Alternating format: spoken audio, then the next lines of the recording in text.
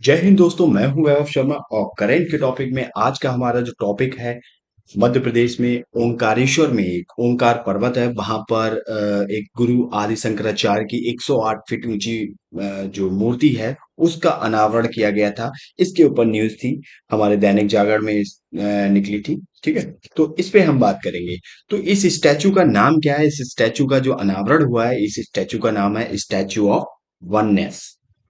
ठीक है, ये ओंकारेश्वर में कहाँ पे है?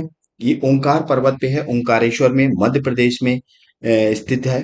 ठीक है, आदि शंकराचार्य की 11 वर्ष की आयु वाले स्वरूप में ये मूर्ति है। ये जो आपको मूर्ति दिख रही है, जब आदि शंकराचार्य 11 वर्ष के थे उस टाइम की ये मूर्ति है। उस स्वरूप में इस मूर्ति का अनावरण किया गया है। ये मूर्ति 108 फीट ऊंची है। कितनी? 108 फीट ऊंची ये मूर्ति है।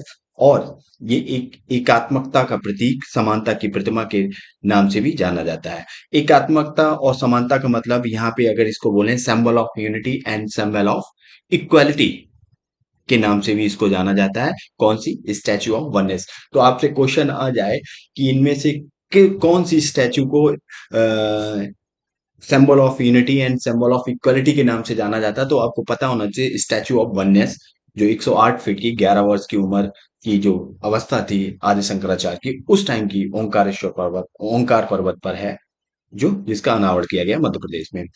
अब ये जो मूर्ति है इसके बारे में बात करें तो इसमें 88% आपको कॉपर देखने को मिलेगा, 4% जिंक देखने को मिलेगा, 8% टीन। इन तीनों के मिश्रण से बनाई गई है। इसके शिल्पकार थे भगवान रामपुरे, और चित्रकार इसके कौन थे? जिन्होंने इसकी चित्रकारी की है वो वासुदेव कामत जी थे। ठीक है, अब हम बात करें आदि शंकराचार्य के बारे में। तो आदि शंकराचार्य का जन्म 11 मई को 788 ईस्वी में कलाड़ी, कलाड़ी कहाँ पे है? ये केरल में, केरल का जो कोची है, कोची में देखने को मिलता है। और आदि शंकराचार्य के बारे में बात की जाए तो ये बहुत बड़े शिव भक्त थे, शिव जी के बहुत बड़े उपासक भक्त थे।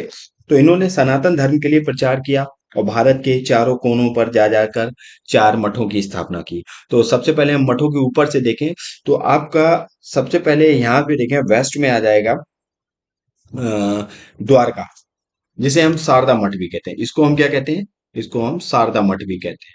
ये शारदा मठ आपको द्वारका गुजरात में देखने को मिलेगा यहाँ पे।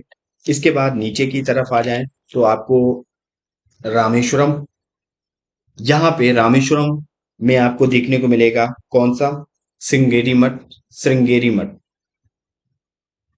श्रृंगेरी, श्रृंगेरी मठ आपको रामेश्वरम तमिलनाडु में देखने को मिलेगा। इसके बाद हम अगर गोवर्धन मठ आपको उड़ीसा पुरी में देखने को मिलेगा। गोवर्धन, गोवर्धन मठ, 4 मठ हैं। गोवर्धन मठ आपको जगन्नाथपुरी उड़ीसा में वहां पे देखने को मिलेगा।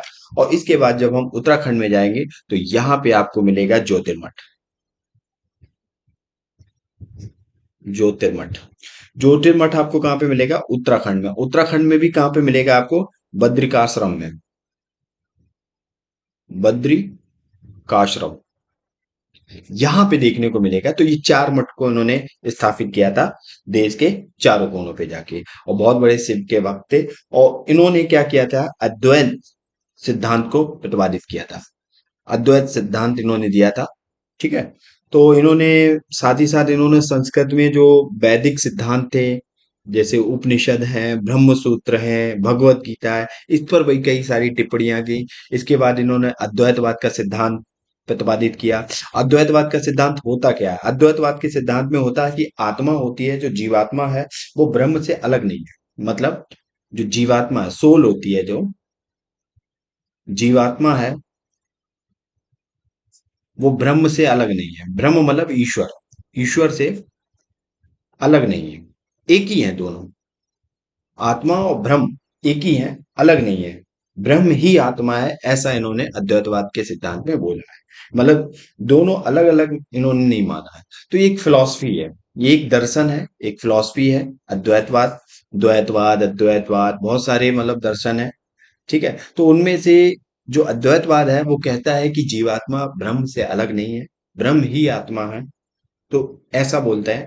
तो अगर आपसे क्वेश्चन पूछ दिया जाए जो आदि शंकराचार्य हैं वो कौन सी फिलॉसफी या दर्शन से संबंधित हैं, तो आपको पता होना चाहिए वो अद्वैतवाद से संबंधित है कि जीव आत्मा ब्रह्म एक ही है, अलग अलग नहीं है, ब्रह्म ही आत्मा है। ठीक है।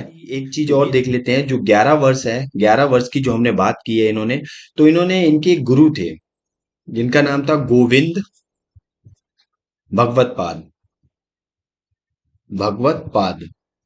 तो गोविंद भगवत पाद के संरक्षण में इन्होंने क्या किया था, 4 साल यहाँ पे ओंकार पर्वत, जो ओंकार पर्वत था ओंकारेश्वर में मध्य प्रदेश में, वहां पर इन्होंने 4 साल क्या किया, बहुत ही ज्यादा गहन शिक्षा प्राप्त की थी, यहाँ पे शिक्षा प्राप्त की थी उनके पास रहकर। इसीलिए यहाँ पर इनकी प्रतिमा बनाई गई है। तो ये चीज को याद रखना। तो चलिए मिलते हैं नए टॉपिक के साथ, तब तक के लिए जय हिंद।